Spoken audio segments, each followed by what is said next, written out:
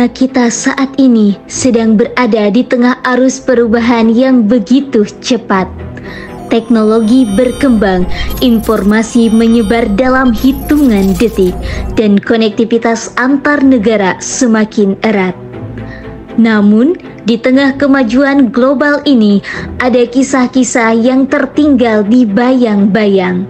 Nyaris luput dari perhatian, salah satu kisah itu datang dari wilayah Asia Tenggara. Bukan tentang ekonomi, bukan tentang teknologi, melainkan tentang kemanusiaan.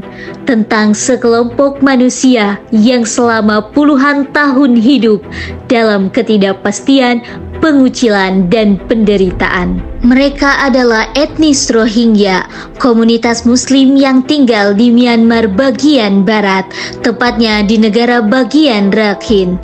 Rohingya adalah salah satu kelompok minoritas paling teraniaya di dunia. Sejak 1982, Rohingya hidup tanpa kewarganegaraan.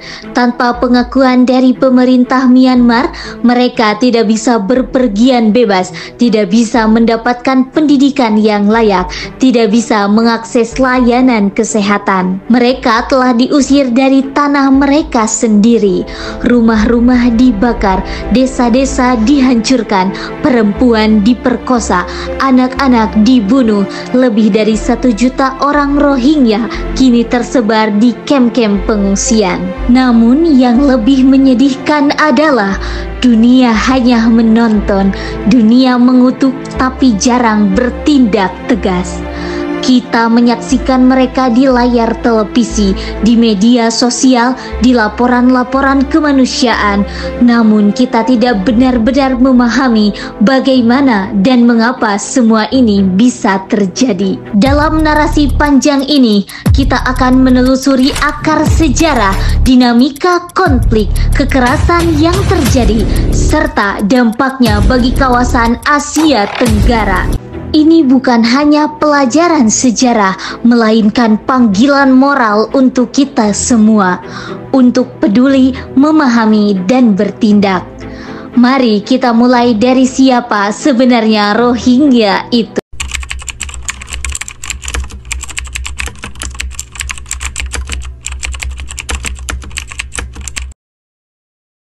Jejak panjang etnis Rohingya di tanah Arakan. Untuk memahami tragedi yang menimpa Rohingya, kita perlu menelusuri sejarah panjang mereka. Rohingya bukanlah pendatang baru di Myanmar.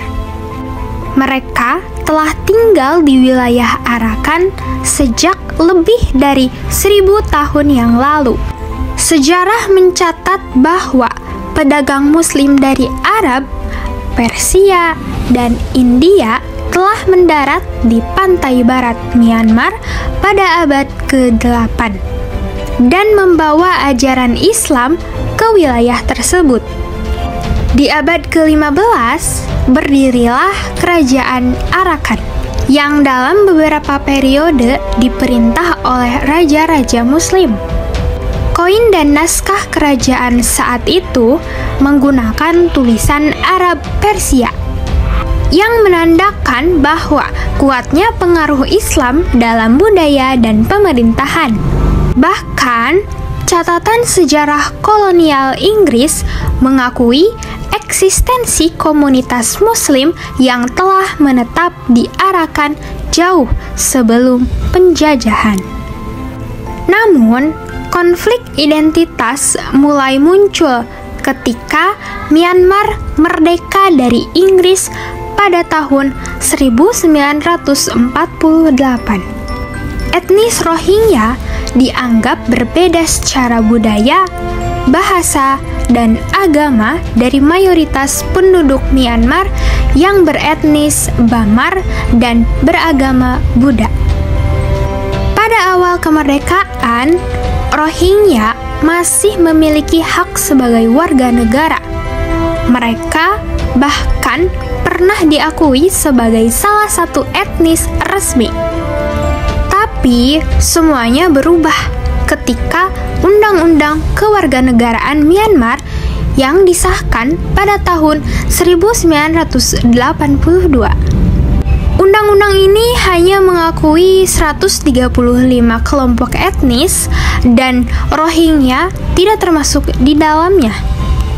Sejak saat itu, mereka tidak lagi dianggap warga negara. Tanpa kewarganegaraan, mereka menjadi kelompok stateless yang tidak memiliki hak untuk bekerja di sektor formal, membeli tanah, berpartisipasi dalam pemilu, bahkan untuk berpergian pun sangat dibatasi.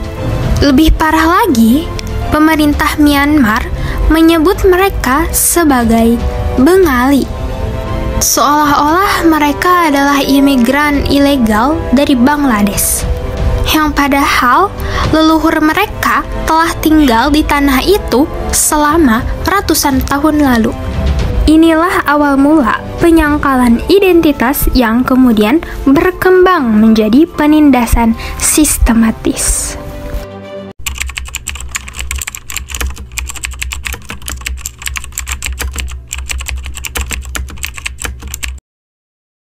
Penindasan terhadap Rohingya bukan hanya dalam bentuk administratif atau diskriminasi sosial. Sejak tahun 2012, kekerasan fisik menjadi bagian dari kehidupan mereka. Kerusuhan besar di Rakhine tahun 2012 yang menandai babak baru konflik. Bentrokan antara kelompok etnis Rakhine yang mayoritas Buddha dan Rohingya yang Muslim menyebabkan ratusan orang tewas dan rumah dibakar. Pemerintah Myanmar gagal meredam konflik dan bahkan dituduh membiarkan kekerasan terjadi. Situasi semakin buruk pada tahun 2017 ketika kelompok bersenjata Rohingya menyerang pos polisi Myanmar. Sebagai respons, militer melancarkan operasi pembersihan yang brutal. Lebih dari 700.000 Rohingya yang melarikan diri ke Bangladesh dalam waktu singkat. Human Rights Watch dan Amnesty International menyebut operasi ini sebagai bentuk pembersihan etnis. Sementara PBB melalui misi mencari fakta menyebutnya sebagai genosida yang sedang berlangsung. Dalam laporan mereka, ditemukan bukti kuat adanya pembunuhan massal, pemerkosaan sistematis terhadap perempuan dan anak-anak, serta pembakaran massal lebih dari 300 desa. Bahkan setelah mengungsi, penderitaan mereka belum selesai. Di kamp-kamp pengungsian Cox's Bazar, Rohingya hidup dalam kondisi padat, tanpa pendidikan, tanpa pekerjaan, dan tanpa kejelasan masa depan. Sementara itu, di Myanmar, desa-desa mereka digantikan dengan pemukiman baru yang dikuasai militer. Identitas mereka dihapus, aset mereka dirampas, dunia seakan mengutuk. Tetapi tidak ada langkah hukum tegas dari Mahkamah Pidana Internasional, dan negara-negara besar masih enggan menjatuhkan sanksi berat. Genosida ini terus berlangsung dalam bentuk senyap namun nyata. Guncangan kemanusiaan di kawasan ASEAN. Krisis Rohingya tidak hanya berdampak di Myanmar. Negara-negara Asia Tenggara, khususnya Indonesia, Malaysia, dan Thailand, juga turut merasakan beban akibat gelombang pengungsi yang datang. Di Aceh, masyarakat lokal sempat menyambut pengungsi Rohingya dengan tangan terbuka. Bahkan, menyelamatkan mereka dari kapal-kapal yang terombang-ambing di laut. Namun, seiring waktu muncul kelelahan sosial. Beberapa pengungsi dianggap melanggar aturan lokal, menyebarkan kekhawatiran budaya, dan bahkan dituduh merebut sumber daya warga. Di media sosial, hoaks dan disinformasi memperkeruh keadaan. Sementara itu, pemerintah Indonesia menghadapi dilema besar. Di satu sisi, Indonesia belum meratifikasi Konvensi Pengungsi pada tahun 1951. Di sisi lain, prinsip kemanusiaan dan nilai Pancasila mendorong bantuan tetap diberikan. Negara-negara ASEAN pun menghadapi keterbatasan serupa. Prinsip non-intervensi ASEAN membuat tekanan terhadap Myanmar menjadi sangat terbatas. Padahal, stabilitas kawasan terganggu oleh krisis ini. Negara-negara tetangga mengeluhkan beban sosial, ekonomi, dan keamanan akibat arus pengungsi. Namun, mereka tidak memiliki mekanisme kolektif yang kuat untuk menyelesaikannya. Krisis Rohingya menjadi cermin bahwa kita di kawasan ASEAN masih belum cukup kuat dalam merespons tragedi kemanusiaan bersama.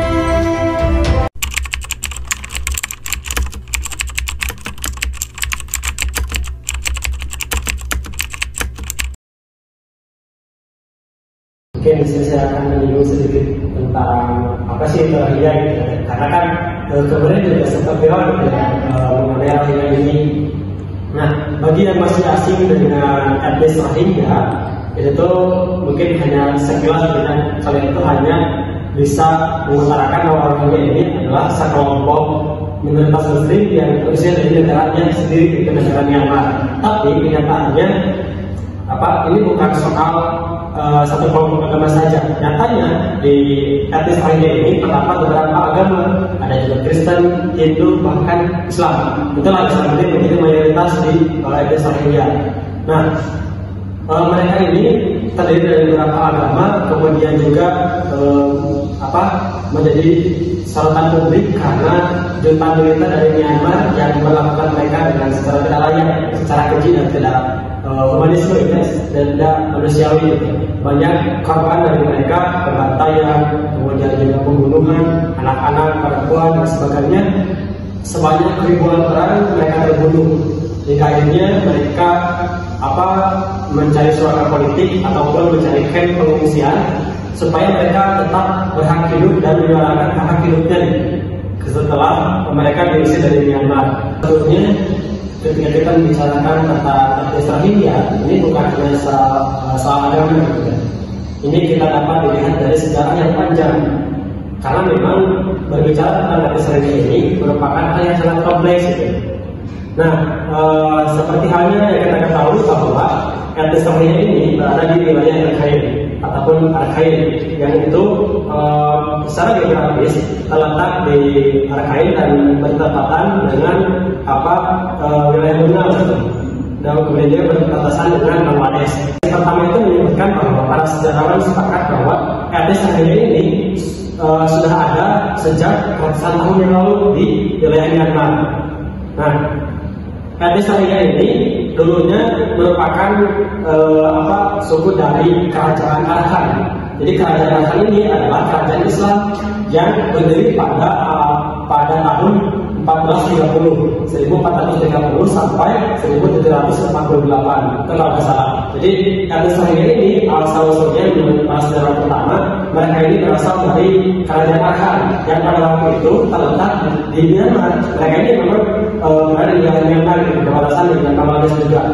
Nah, tetapi kemudian etnis Rohingya ini, dibuktikannya dengan kerajaan Rakhine ini kan sudah berdiri sejak abad yang lalu, Nah, dibuktikan dengan adanya Masjid Badar.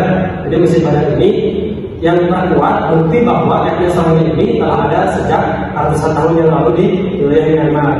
Bahkan dikatakan pada waktu itu bahwa kerajaan Rakhine ini telah menjalin hubungan diplomatik, kerjasama, perdagangan dan sebagainya dengan bangsa-bangsa Arab, yaitu di Bangladesh. Karena kita ketahui bahwa India ini kan sangat dekat dengan Bangladesh ini kan merupakan bagian dari India, kemudian juga sangat dekat dari wilayah Filipina. Nah, mereka pada waktu itu melakukan perdagangan dengan negara-negara Arab, makanya terjadilah hubungan menikah misalnya, maka keturunannya banyak yang mayoritas muslim gitu. Maka tidak heran kalau etnis Rohingya ini mayoritasnya muslim.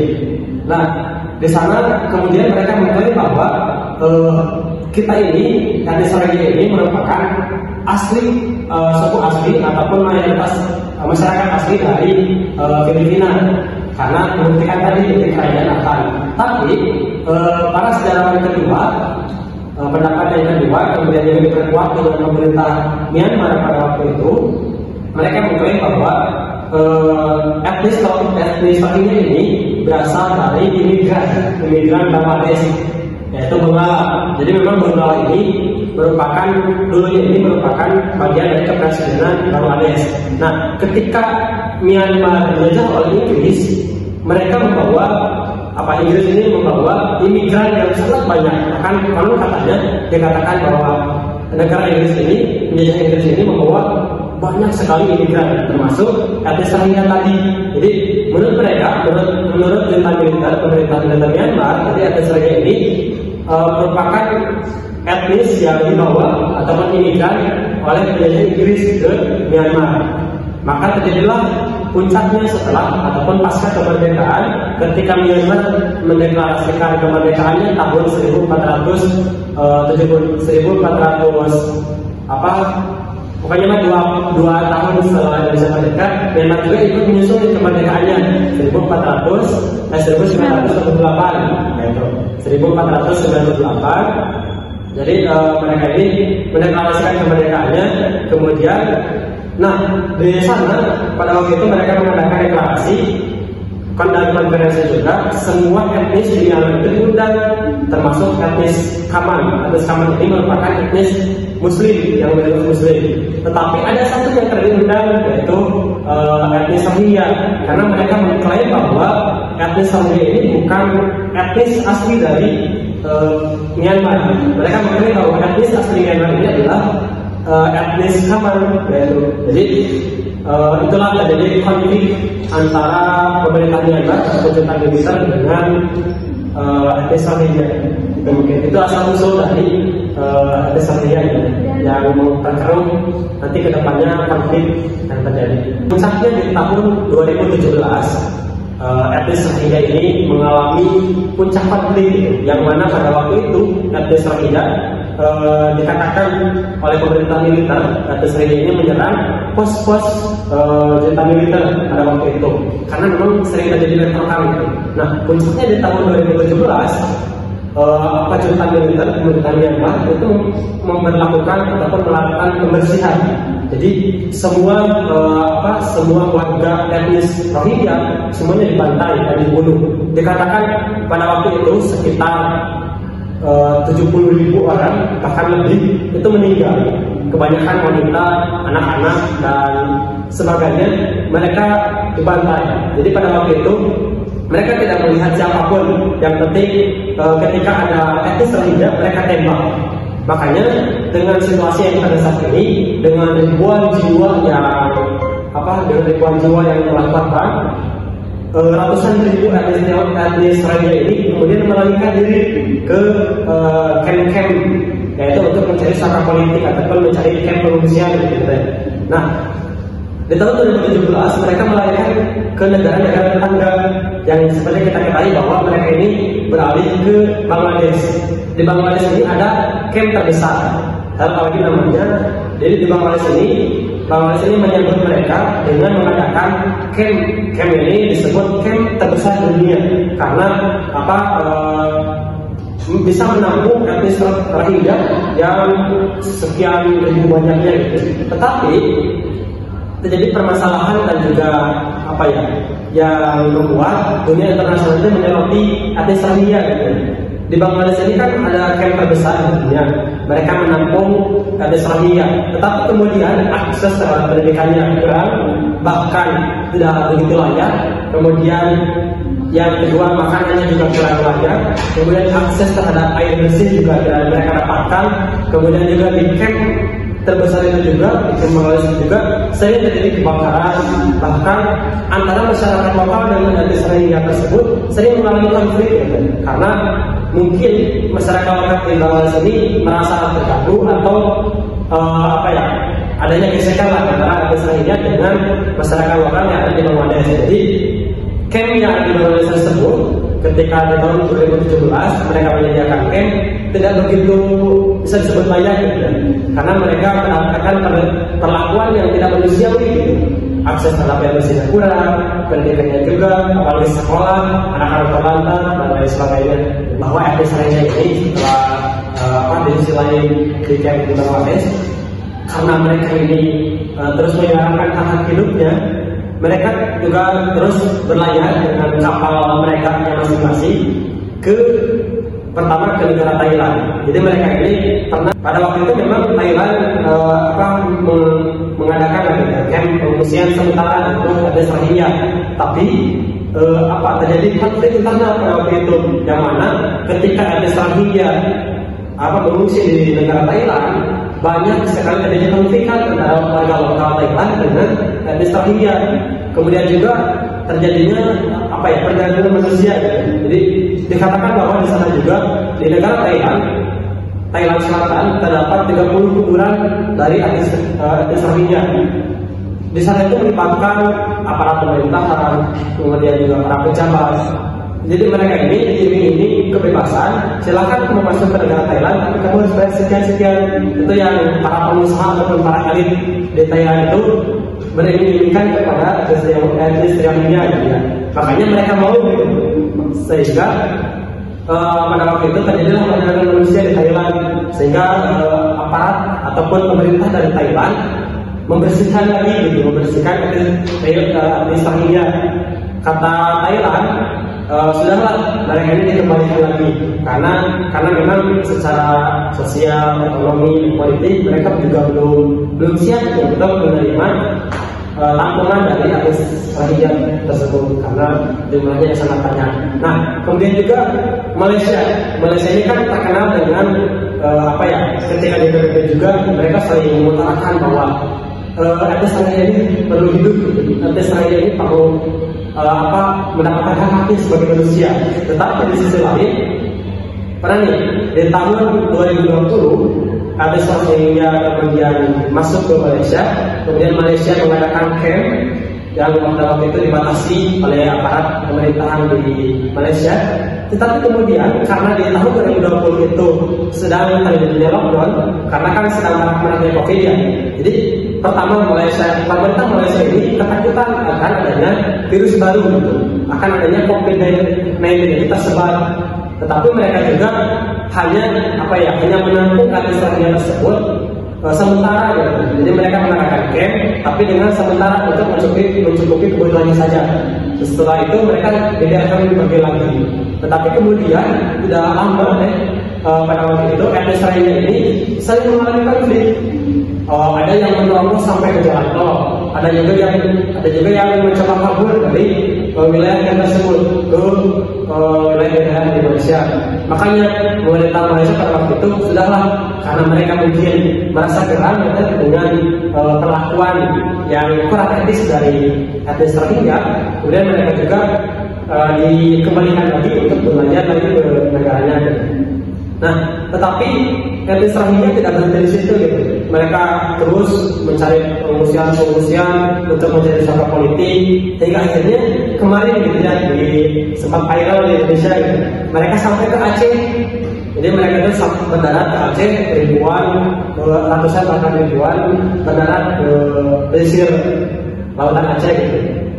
Hingga pada waktu itu Mahfud juga menilai etnis Rohingya ini kita juga belum siap dari secara keamanan, mereka belum siap di Indonesia ini karena takutnya rentan konflik antara warga lokal dengan etnis Rohingya. Secara sosial juga mereka belum siap. Terus secara ekonomi juga bahwa anggaran negara Indonesia ini sebaiknya digunakan untuk kebutuhan yang lain. Karena ini etnis Rohingya ini sangat banyak jumlahnya, jadi negara Indonesia juga memandang bahwa anggaran juga harus tepat lah gitu. Jadi di negara-negara Asia Tenggara memang belum siap untuk menampung etnis Rohingya. Mereka memang tetap menyuarakan di dunia PBB menyuarakan hak-hak kemerdekaannya, hak-hak rakyat.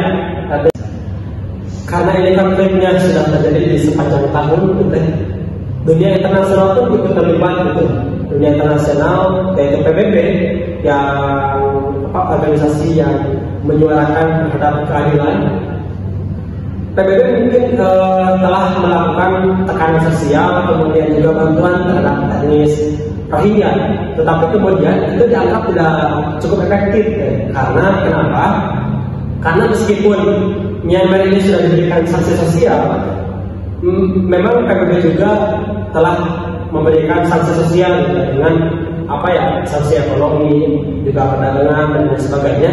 Tapi itu tidak membuat negara Myanmar ini terus tidak terus untuk menerima etnis Rohingya. Mereka juga terus kontroversi dengan keduanya telak belakang. Nah, ini tuh karena memang gimana ya?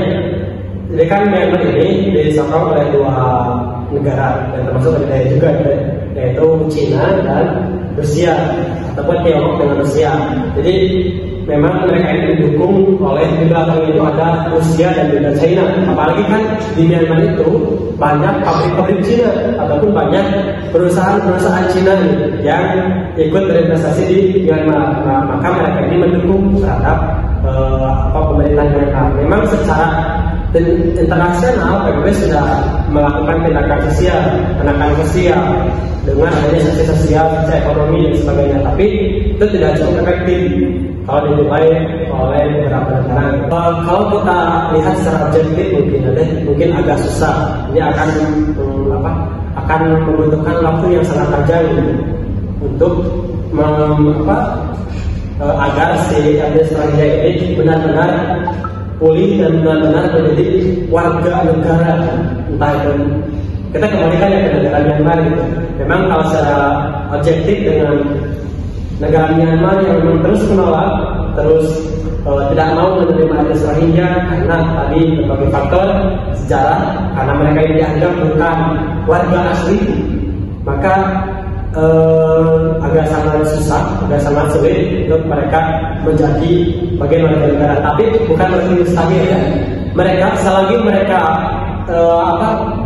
ada niatan untuk terus menyuarakan hak-hak mereka, kemudian juga dunia internasional juga terus menyuarakan hak-hak etnis Rohingya, PBB juga terus ikut berperan aktif, negara-negara Asia Tenggara juga terus ikut berperan aktif, termasuk ASEAN juga terus berkontribusi terhadap pembelaan etnis Rohingya. Mungkin kedepannya masih ada harapan untuk etnis Rohingya ini dikembalikan ke negaranya, yaitu Myanmar, untuk menjadi warga negara Myanmar yang hak-hak hidupnya terpenuhi, kemudian juga hak-hak pendidikan terpenuhi, tidak ada lagi pembantaian, tidak ada lagi pembunuhan dan sebagainya. Bahkan pada waktu itu di Myanmar juga telah terdapat demo besar-besaran. Mereka menganggap bahwa sebenarnya musuh mereka ini bukan etnis Rohingya, tapi junta militer yang ada di Myanmar. Mereka mengklaim, warga negara Myanmar mengklaim bahwa sebetulnya etnis Rohingya ini perlu hidup secara layak. Mereka mengklaim bahwa yang salah itu adalah pemerintahan militer Myanmar yang pada waktu itu ikut memperkeruh, bahkan ikut bikin ketidaknyamanan di negara mereka sendiri. Mereka berpendapat bahwa kalau misalkan pada waktu itu Myanmar bisa menganggap mereka sebagai dari warga negara, mungkin tidak akan ada lagi ancaman nasional, ancaman internasional, kemudian juga peperangan, konflik yang terus berkepanjangan dan sebagainya.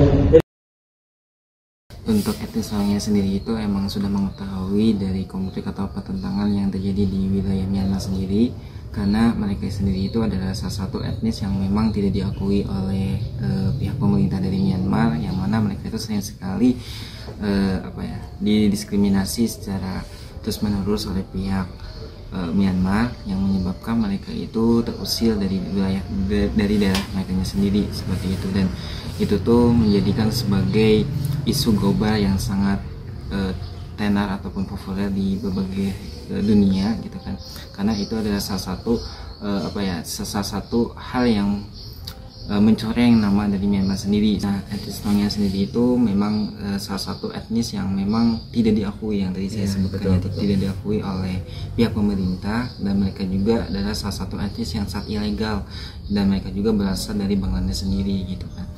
Dan mereka itu ya memang sangat tidak diberikan sebagai fasilitas yang mumpuni untuk mereka sendiri, karena mereka itu berasal dari daerah yang menjadi menjadi wilayah musuh bebuyutan dari Myanmar sendiri, seperti itu.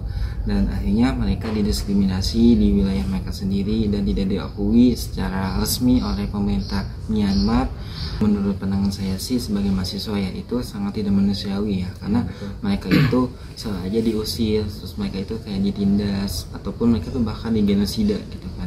Dan itu kayak melanggar hak asasi manusia yang sering orang lain itu pelajari seperti itu. Dan itu tuh harus benar-benar diperhatikan oleh banyak orang ataupun banyak pihak tentang perihal tersebut gitu kan, karena penindasan yang dilakukan oleh pemerintah terhadap etnis Rohingya itu tidak sangat begitu manusiawi gitu kan. Kalau dari segi kemanusiaan itu mereka mereka itu tidak memiliki tempat tinggal gitu kan di wilayah mereka sendiri gitu kan, dan mereka harus benar-benar mencari tempat tinggal yang memang layak untuk mereka. Dan banyak sekali di wilayah-wilayah yang mereka tempati itu sering juga diusir gitu kan, karena memang mereka itu benar-benar tidak layak untuk berada di tempat tinggal sendiri. Itu ya pastinya mahasiswa itu sangat berperan ya dalam kayak melakukan diskusi gitu kan, dan itu kayak kayak memikirkan terhadap solusi yang bisa dilakukan oleh pemerintah untuk mengatasi hal-hal yang memang bisa merugikan bagi etnis tersebut. Dan juga kita sebagai mahasiswa juga itu harus terus-terusan bisa berpikir kritis terhadap pengelolaan hak asasi manusia yang terus-menerus terkikis oleh pihak-pihak yang memang sering melanggar gitu kan hak asasi manusia seperti itu. Untuk pesannya itu mungkin kita itu harus bisa menghargai ya etnis apapun, walaupun mereka itu berbeda dari negaranya ataupun berbeda dari suku yang memang asli dari Myanmar sendiri gitu, ataupun dari wilayah tersebutnya sendiri, tapi kita harus tetap menghargai terhadap keberadaan mereka, karena keberadaan mereka juga itu bisa juga tuh bermanfaat untuk negaranya sendiri. Rohingya bukan hanya angka dalam laporan PBB. Mereka adalah manusia yang ditolak oleh negaranya sendiri dan dilupakan oleh dunia. Diperlukan tekanan internasional yang kuat, dukungan hukum yang jelas, dan solidaritas yang nyata.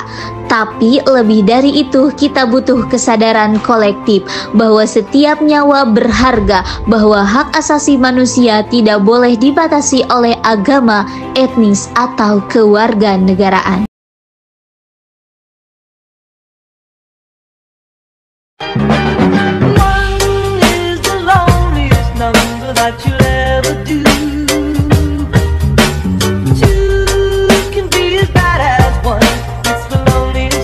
This is the number one.